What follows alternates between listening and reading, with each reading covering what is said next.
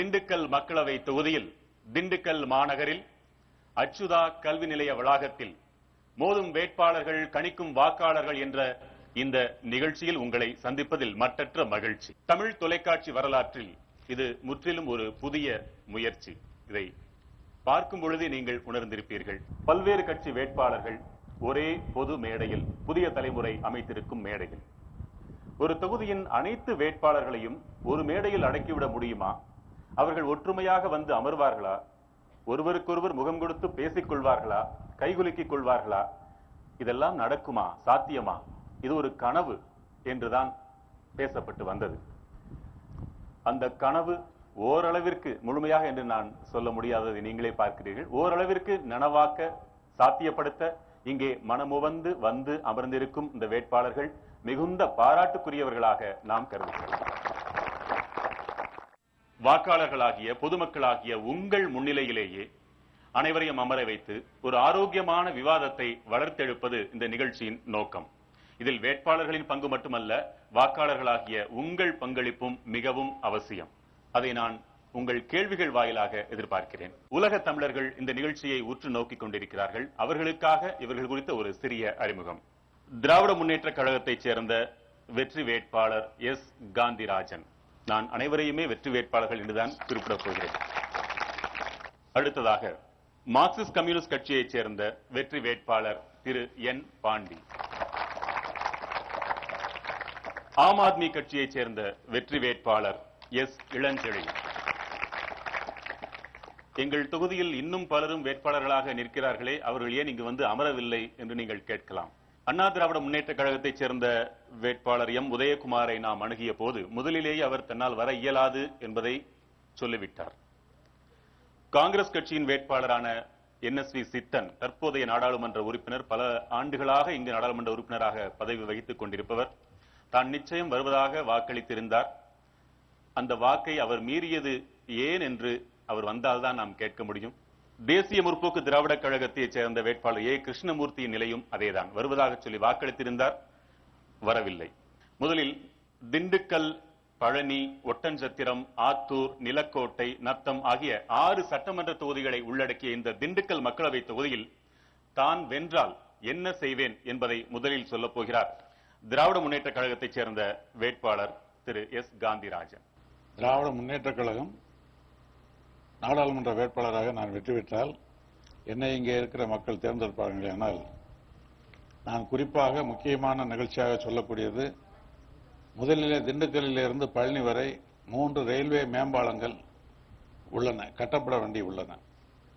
அது ஒட்டஞ்சத்திரத்துக்கு அருகாமையில் இருக்கிற குழந்தை வேலப்பர் கோயில் ஒன்று, சத்திரப்பட்டிக்கு அருகாமையில் இருக்கிற ரயில்வே கேட் ஒன்று, கணக்கன்பட்டி ரயில்வே கேட் ஒன்று. இந்த 3 மேம்பாலங்கள் அமைக்காமல் இருக்கிற காரணத்தால் பழனி மிகப்பெரிய ஒரு ஆன்மீக மையம். திருப்பதியை போல நம்ம தமிழ்நாட்டில் மிக ஒரு ஆன்மீகமான ஒரு ஸ்தலம், அது புனித ஸ்தலம். அந்த ஸ்தலத்தை இணைப்பது என்பது மக்கள் வெகு நேரத்தை வீணடிக்கக்கூடிய ஒரு காலகட்டமாக இருக்கிறது. அந்த 3 பாலங்களையும் முக்கியமாக எடுத்துக்கொண்டு 5 ஆண்டு காலத்துக்குள் முடிக்க வேண்டும் என்பது திராவிட முன்னேற்ற கழகத்தினுடைய கொள்கை. அதேபோல இந்த மாவட்டத்திலே இருக்கிற முக்கிய பன்னாட்டு சுற்றுலா மையம், அதையும் புனித ஸ்தலமான பழனியும் இணைக்கின்ற இந்த ரோப்கார் திட்டம் என்பது ஒரு வெளிநாட்டில் சுவிட்சர்லாந்து போன்ற நாடுகளைப் போல இருக்கின்ற நாடுகளில் இருப்பதை போல இங்கே ஒரு ரோப்கார் போட்டால் அது பயன்களை கவர்கிற வகையிலாக இருக்கும். இந்த ரெண்டையும் இணைச்சோம்னா அடுத்த வாக்குறுதி அது பண்றோம். அது இல்லாம இளைஞர்களை பொறுத்தளவுக்கு இளைஞர்களுக்கு கண்டிப்பாக மத்திய அரசாங்கத்தின் சார்பில் ஏதாவது ஒரு பெரிய தொழிற்சாலைகளை இங்கே அமைக்க முடியும் என்று சொன்னால் அது நிச்சயமாக பேருதவியாக இருக்கும். அதேபோல ஒட்டஞ்சத்திரத்தில் குளிர்பதன கிடங்கு, ஏனென்று சொன்னால் பழங்கள் இங்கே இருந்து பல்வேறு மாநிலங்களுக்கு அனுப்பப்படுகின்றன, காய்கறிகள். அதேபோல திண்டுக்கல் பூட்டு தோல் தொழிற்சாலை, இது சம்பந்தப்பட்ட காரியங்களுக்கு மைய அரசினுடைய அனுமதியை பெற்று ஏதாவது உதவி செய்ய முடியும் என்று சொன்னால் இந்த தொழில்கள் வளர்வதற்கு திராவிட முன்னேற்ற கழகம் கொள்கையின் அடிப்படையில் அதை எடுத்து செய்யும். இது உங்களுடைய வாக்குறுதிகள். நம்ம தொடர்ந்து பேசலாம். திரு என். பாண்டி, நீங்கள் வென்றால் மக்களுக்கு என்ன வாக்குறுதிகள் கொடுப்பீர்கள்? மார்க்சிஸ்ட் கம்யூனிஸ்ட் கட்சியின் சார்பில் போட்டியிட்டு இருக்கிற நான் நாடாளுமன்ற உறுப்பினராக தேர்வு செய்யப்பட்டால் பாரம்பரியமாக இருந்து அழிந்து போயிருக்கிற பூட்டு, தோல், நெசவு தொழிலை புதுப்பிப்பதற்கு முயற்சிப்பேன். அதேபோல இந்த மாவட்டத்தில் கிடைக்கக்கூடிய மூலப்பொருட்களை கொண்டு சிறிய சிறிய தொழிற்சாலைகளை உருவாக்குவது இந்த மாவட்டத்தில் இருக்கக்கூடிய இளைஞர்களுக்கு வேலை வாய்ப்பை உருவாக்கும். அதில் குறிப்பாக பழங்கள் அதிகமாக கிடைப்பதனால் பல ஜூஸ் ஃபேக்டரி, அதே போல் பூ அதிகமாக கிடைக்கிறதுனால் செண்டு தொழிற்சாலை, அதே போல் மக்காச்சோளம் அதிகமாக விளைகிறதுனால் அதிலிருந்து ஒரு ஆயில் தயாரிக்கலாம். அது இந்த ஹார்ட்டுக்கு நல்லது என்று சொல்லுகிறார்கள். மும்பையில் அந்த ஃபேக்டரி இருக்கு. அது மாதிரி இங்கே ஒரு ஃபேக்டரி வருகிற போது அந்த மூலப்பொருளுக்கு விலையும் கிடைக்கும், விவசாயிகளுக்கு அதன் மூலம் லாபம் கிடைக்கும். அது நம்ம இந்த தொழிற்சாலையில் வேலையும் கிடைக்கும். அந்த அடிப்படையில் அது செய்வோம். அடுத்து இந்த மாவட்டம் விவசாயிகளை விவசாய பகுதியை அதிகமாக கொண்ட மாவட்டம். அதனால கடுமையான வறட்சியில் இருக்கக்கூடிய மாவட்டம். அதை தீர்ப்பதற்கு ஏற்கனவே இங்க மாவட்ட ஆட்சித்தலைவராக இருந்த வள்ளலார் அவர்கள் குஜிலியம்பாறை ஒன்றியத்தில் ஒரு நீர் தேக்கங்களை இணைக்கக்கூடிய ஒரு வேலையை செய்திருக்கிறார். அதன் மூலம் நிலத்தடி நீர் அதிகரித்திருக்கிறது. அது நம்ம மாவட்டத்தில் அது மாதிரி செய்கிற போது நிலத்தடி நீர் அதிகரிப்பதற்கும் ஏற்படுகிற குடிநீர் பிரச்சனை தீர்ப்பதற்கும் அது பயன்படும். அதே போல சிறுமலையை டூரிஸ்ட் சென்டரா மாத்துகிற போது வருவாய் கூடும்.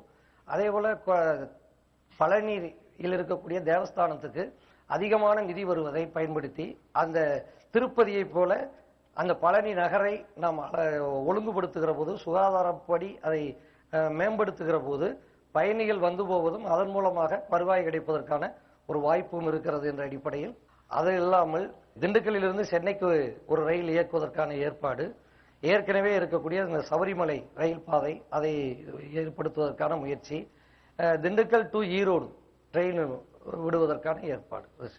மகிழ்ச்சி. ஆம் ஆத்மி வேட்பாளர் எஸ் இளஞ்செழியன். நம்ம சக தோழர்கள் சொன்ன மாதிரி அவங்க சொன்ன விஷயங்கள்ல இருக்கிற நல்ல விஷயங்கள் எல்லாவற்றையும் நிறைவேற்றுவோம். ஒண்ணு. இன்னொன்னு திண்டுக்கல் மாவட்டத்தை பொறுத்த வரைக்கும் நாங்கள் பார்த்த வரைக்கும் மிகப்பெரிய வறட்சி என்பது திண்டுக்கல் மாவட்டத்தில் தெரியுது. இதுக்கு நீர் ஆதாரம் இன்னைக்கு இல்லாம போயிடுச்சு. நீர் ஆதாரத்தை அதிகப்படுத்துறதுக்கான ஒரு சில முயற்சிகள் இப்போதைக்கு என்ன திட்டம் அப்படிங்கறத என்னால உடனடியாக சொல்ல முடியல. இதுக்கு ஆராய்ச்சிகள் மேற்கொண்டு நல்ல திட்டங்களை கொண்டு குடிநீர் மற்றும் விவசாயத்திற்கு தேவையான நீர் வழங்குவதற்கு எங்களால் முடிந்த முயற்சிகளை செய்வோம். அடுத்ததாக ஒட்டஞ்சத்திரத்தில் காய்கறிகள் பதப்படுத்தும் தொழிற்சாலை, ஒரு குளிர்பதன கிடங்கு அமைப்பதற்கு ஒரு முயற்சிகள். அதன் பிறகு ஒரு எம்பி கேண்டிடேட், ஒரு எம்பியா திண்டுக்கல் நாடாளுமன்ற தொகுதியில் இருக்கிற 6 சட்டசபை தொகுதிகளிலும் எம்பியோட அலுவலகங்கள் திறந்து அதில் மக்களுக்கான குறைகளை கேட்கும்படியும், நாடாளுமன்றத்தில் இல்லாத பொழுது இந்த 6 அலுவலகங்களிலும் எம்பி வாரத்தில் ஒவ்வொரு நாளும் திங்கட்கிழமையிலிருந்து சனிக்கிழமை வரை ஒரு நாள் ஒரு அலுவலகத்தில் இருந்து மக்களிடம் நேரடியாக குறைகளை கேட்டு தெரிந்து அதை நிவர்த்தி செய்வதற்கு ஏற்பாடுகள் செய்வோம். இன்னொன்று, நீர் ஆதாரத்திற்காக மாவட்டம் முழுவதும் மரக்கன்றுகள் நடுவதற்கு நாங்கள் முயற்சிகள் செய்வோம். 3 பேர் சொன்ன வாக்குறுதிகள்லையும் பொதுவான அம்சங்கள்லாம் நிறைய இருந்தது. அவர் நாங்க தேர்ந்தெடுக்காம இருந்தாதான் உங்களுக்கு வாக்களிக்க முடியும், உங்களை தேர்ந்தெடுக்காதவர்கள் உங்களை வாக்களிக்க முடியும். அவரை ஏன் தேர்ந்தெடுக்க கூடாது, உங்களுக்கு ஏன் ஓட்டு போடணும், அதை சொல்லு. ஒவ்வொரு கட்சிக்கும் ஒரு கொள்கை இருக்கு, அவங்களுக்கு ஒவ்வொருத்தருக்கும் ஒவ்வொரு வேறுபாடு இருக்கு. எங்களுடைய கட்சியை பொறுத்தளவு, திராவிட முன்னேற்ற கழகத்தை பொறுத்தளவுக்கு இன்னைக்கு தமிழ்நாட்டு மக்களுக்காக, தமிழருக்காக, திராவிடருக்காக, அவருடைய வளர்ச்சிக்காக இருப்பது தான் எங்களுடைய முக்கிய நோக்கம். அதன் அடிப்படையில் தான் இந்த மாவட்டத்தில் திண்டுக்கல் மாவட்டம் கிட்டத்தட்ட வேடசந்தூர் தொகுதியை தவிர மற்ற எல்லாமே திண்டுக்கல் பார்லிமெண்ட்ல அடங்கிறது. அதனால நான் சொல்லியிருக்கிறது எல்லாமே திண்டுக்கல் மாவட்டத்துக்கு உட்பட்ட வளர்ச்சி இதுதான் திட்டங்களை தான் சொல்லியிருக்கேன்.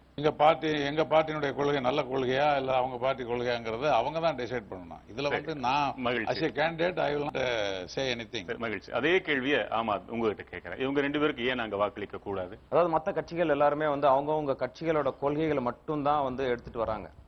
ஆனா ஆம் ஆத்மி எந்த கட்சியில நல்ல கொள்கைகள் இருந்தாலும் அதை நாங்க எடுத்துக்கிறோம்.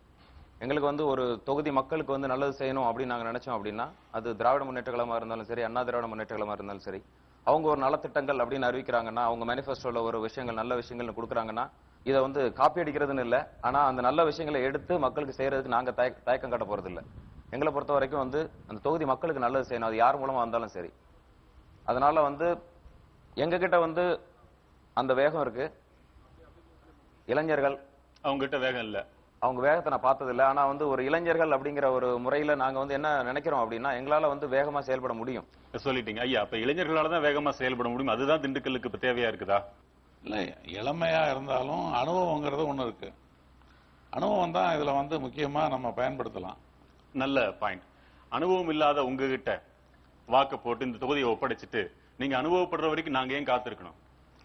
அனுபவம் இல்லைங்கிறத நான் வந்து ஒத்துக்கிறேன். இதுல வந்து மறுக்கிறதுக்கு எதுவுமே இல்லை. என்னுடைய அரசியல் அனுபவங்கள் ஒன்லி 3 மாசம் தான்.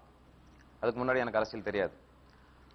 ஆனா அனுபவம் அப்படிங்கிற விஷயத்தை விட ஒரு எண்ணம் அப்படிங்கிற விஷயத்தை நோக்கி தான் நாங்க போறோம்.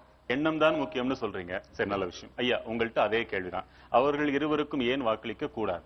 இல்ல, அதான் எங்களுடைய நடவடிக்கைகளை நாங்கள் எப்படி கொண்டு போய் கொண்டிருக்கிறோம் என்பதை தான் நம்ம வாக்காளர்கிட்ட சொல்றோம். அவங்க தான் தீர்மானிக்கணும், எது சரி தவறுன்னு அவங்க தானே தீர்மானிக்கணும். சரி, இந்த விஷயத்தில் உங்க மூவரையுமே அரசியல் நாகரிகத்தில் உயர்வாகவே நாங்கள் பார்க்கிறோம். ஒரு சிறிய இடைவேளைக்கு பிறகு மோதும் வேட்பாளர்கள், கணிக்கும் வாக்காளர்கள், திண்டுக்கல் மக்களவை தொகுதியிலிருந்து. இப்பொழுதும் 10 நாள் 15 நாட்களுக்கு ஒரு முறை தான் தண்ணி வந்து கொண்டிருக்கிறது. இதை சராசரியாக ஒரு 2-3 நாட்களுக்கு ஒரு முறையாவது விடுவதற்கு என்ன திட்டம் வைத்திருக்கிறீர்கள் என்பதை திமுக வேட்பாளர் அவர்களிடம் கேட்டு, அது வந்து எந்த அளவுக்கு நம்ம அதை பெற்றுத்தர முடியும் அப்படிங்கறத இந்த ஸ்டேஜ்ல நல்லா ஒரு கன்ஃபார்மா என்னால சொல்ல முடியல.